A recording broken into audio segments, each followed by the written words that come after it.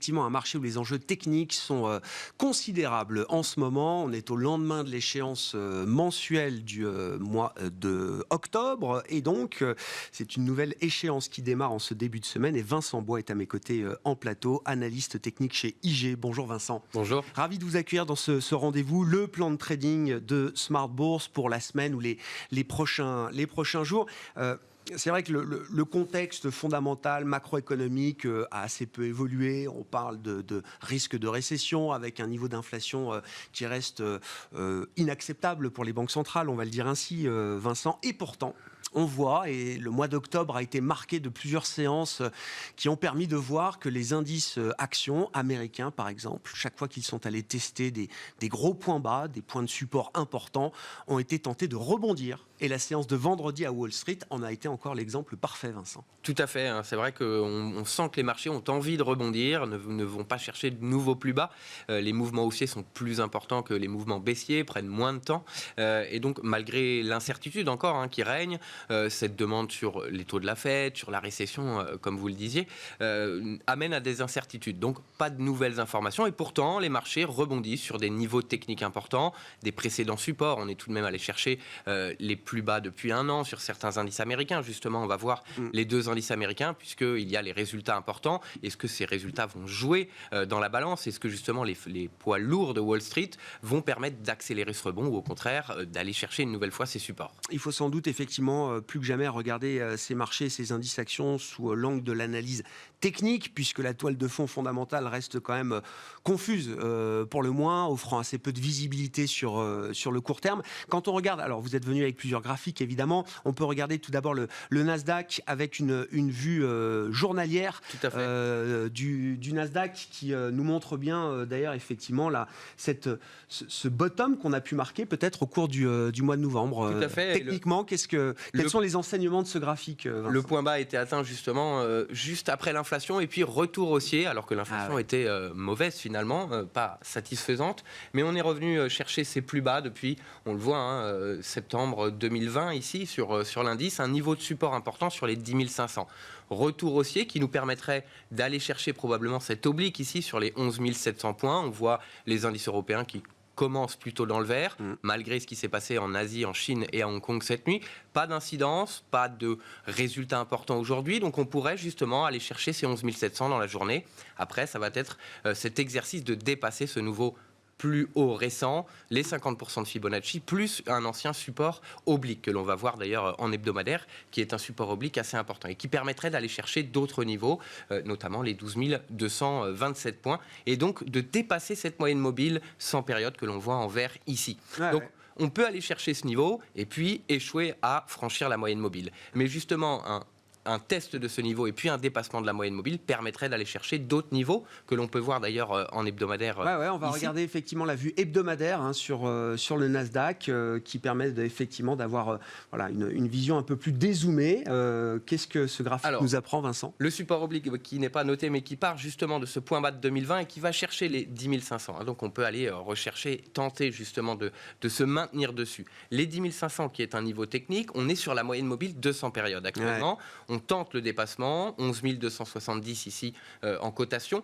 Et donc, à en croire pour le moment, en tout cas, le début de la séance en Europe, on peut essayer de se maintenir. C'est une clôture hebdomadaire. Il va falloir valider à la fin de la semaine les résultats des GAFAM, l'inflation ou le PCE également aux États-Unis et d'autres informations. Donc, prudence tout de même. Mais si on vient valider ce niveau et qu'on va chercher les 11 700 que l'on a vu justement en journalier à l'instant, eh bien, on peut aller chercher l'autre niveau qui serait les 12 900 points. 12 900 points qui a servi d'abord de support début 2021, une nouvelle fois à la fin de l'année ou début 2022 et de résistance à plusieurs reprises en 2022. Donc un niveau technique assez fort et donc un niveau qui pourrait être atteint. Après, il est difficile de savoir si on peut aller au-dessus puisque ces incertitudes sont toujours là. Dans le cas où, avec une probabilité effectivement non nulle, dans le cas où on reviendrait effectivement sur ces niveaux, alors qui étaient effectivement les niveaux de support de 2021, Vincent, on serait toujours dans la configuration d'un marché baissier. Est-ce que ce serait quand même une dynamique un peu plus neutre du point de vue indiciel ? Alors, il faudrait dépasser ces niveaux. On peut le revoir en journalier, puisque c'est également un autre niveau technique qu'on va surveiller. Voilà, juste en dessous de ces 12 900 points, les 38,2, eh bien, il y a la moyenne 200 périodes. On l'a testé, ce dépassement, plusieurs reprises, plusieurs échecs. Donc, au-delà du test de ce niveau, eh bien, on va essayer de valider le dépassement des 12 600 actuellement. Et donc, si on a ces deux validations techniques, on peut aller penser que ce serait peut-être le rebond, peut-être une nouvelle tendance haussière. Mais si on vient tester les 12 900 sans valider la moyenne mobile 200, attention tout de même à un retour baissier, puisque les risques sont toujours présents. Dans quelle mesure les résultats des GAFAM vont être importants, puisqu'on va avoir en 2-3 journées cette semaine les résultats de l'ensemble du groupe des GAFAM. Ça commence demain soir avec Microsoft, je crois, notamment Alphabet, Google, et puis ensuite effectivement Meta, Facebook anciennement, et puis en fin de semaine on aura Apple et Amazon qui publieront leurs résultats. Est-ce que c'est un groupe toujours aussi important boursièrement parlant pour la dynamique des marchés américains, Vincent? Toujours, alors ça peut avoir un impact puisque leur proportion dans l'indice est toujours important, même si la valorisation a baissé, les autres valorisations ont également baissé. Mais ça va surtout nous donner une indication sur la santé économique. Si ces très grosses sociétés qui sont capables d'absorber un ralentissement de l'économie ou d'autres risques, si ces sociétés ont justement des profit warnings, peut-être pas parce qu'elles sont encore solides, mais des licenciements, des ralentissements d'activité, on peut extrapoler ça à d'autres sociétés au même secteur et donc nous donnera, bien entendu, au niveau de la valorisation, un indice sur la tendance du marché, mais également sur la tendance de l'économie, puisque la récession pourrait arriver et on pourrait peut-être le lire un peu mieux grâce à ces résultats des grosses sociétés technologiques. Bon, la tech américaine qui publiera cette semaine, et ce seront évidemment des informations clés pour les investisseurs, tant sur le plan fondamental avec les résultats en tant que tels, la dynamique de croissance de ces groupes, et puis la réaction de marché, qui sera très intéressante à observer, puisque ces groupes ont quand même baissé, la valorisation s'est dégonflée, on verra effectivement comment est-ce que les attentes de marché sont positionnées par rapport à ces résultats. On a eu deux exemples qui sont peut-être, on a eu Tesla, les résultats, et Netflix. Netflix qui avait fortement baissé,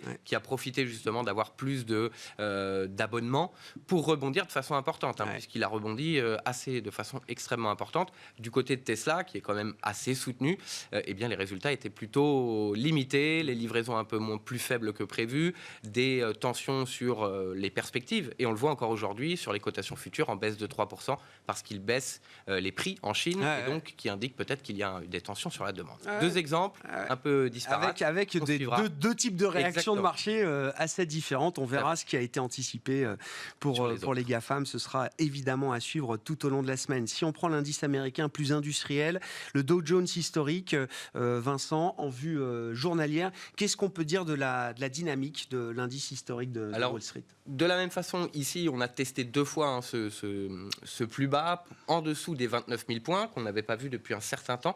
On le verra sur l'autre graphique. Et on va chercher donc un niveau technique avec ce double rebond, double bottom. On va chercher la moyenne mobile sans période. On en parlait sur l'indice Nasdaq 100 juste avant. Et donc, il y a un niveau technique important qui pourrait être dépassé dans la journée, actuellement, avant les résultats de sociétés importantes. Et donc, si on vient casser ce niveau, les 31 350 points, qui est également un niveau de support que l'on a surveillé ou de résistance, que l'on voit début 2021, un peu entre les chiffres. Et donc, ce dépassement, au-delà des 31 350, eh bien, on peut aller chercher une nouvelle accélération. Ici, proche du seuil psychologique de 32 000, 32 040, qui était également le plus bas qu'on avait observé il y a bien longtemps, en début au mars 2021, et qui avait servi proche sur les niveaux de résistance, de support à plusieurs reprises. Donc, selon moi, si on vient casser ces 31 350, techniquement du moins, on peut aller chercher les 32 000, 32 040. Avant, on voit l'objectif qui pourrait se situer sur la moyenne mobile 200 périodes. On a les 23,6 de Fibonacci également, et ce support oblique.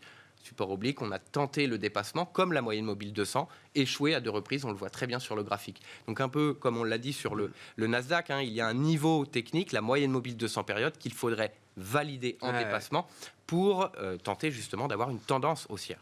que nous donne comme complément d'information la vision hebdomadaire du graphique sur le Dow Jones, Vincent? Alors, on va regarder justement l'hebdomadaire, où là, on a déjà dépassé la moyenne mobile 200 périodes. On va le voir dans un instant. La moyenne mobile 200 périodes, on ne l'a pas dépassée. On se souvient sur le Nasdaq à l'instant. Donc, le Dow Jones est un peu en avance, on va dire, Voilà, par rapport au Nasdaq, sur la dynamique. Parce que les valorisations technologiques ont peut-être un peu plus souffert. Et donc, cette semaine de résultats va probablement être importante. Et donc, on a cassé déjà cette moyenne mobile, ce qui est plutôt positif. Mais il y a encore des niveaux techniques à atteindre, hein, les 32 000 que l'on voit. Et un peu au-dessus, c'est 32 530, moyenne mobile, les 23,6 de Fibonacci. L'ancien niveau de support à quelques dizaines de points près. Et cette oblique également, on a testé le dépassement, mais à 3 reprises, c'était un échec. Et donc, ici, au-delà de cette oblique et au-delà des 32 530, on peut espérer peut-être une dynamique un peu plus haussière et il faudra dépasser encore une moyenne mobile derrière. Mais au-delà des 32 500, pour moi, on peut espérer peut-être la cassure de l'oblique et donc une tendance haussière. On a peut-être une dynamique un peu plus constructive, un peu plus favorable à court terme pour les indices actions. Tout ça est à confirmer avec les niveaux que vous nous avez précisés, Vincent. Globalement, si on se fixe comme horizon la fin d'année, comment est-ce que vous évaluez le risque de baisse et de rechute des indices sous les points bas qu'on est revenu tester fin septembre, en octobre, qui sont visiblement jusqu'à présent des gros points bas, hein, sur lesquels les investisseurs ont hésité à remettre une pièce à la baisse. On a vu qu'on n'a pas cassé effectivement des supports très très importants. Ce risque-là, il est toujours matériellement devant nous encore. Il y a toujours un risque effectivement qu'on puisse voir le marché partir dans une nouvelle jambe de baisse. Comment vous évaluez ce risque? Alors oui, il y a encore le risque, puisque actuellement, comme on le disait, peu de changements sur les fondamentaux et pour autant des rebonds. Donc ça reste que ça reste très technique et donc il suffirait d'une information négative. Si l'inflation peut-être était plus élevée qu'attendue, pourrait amener à une baisse les résultats d'entreprise.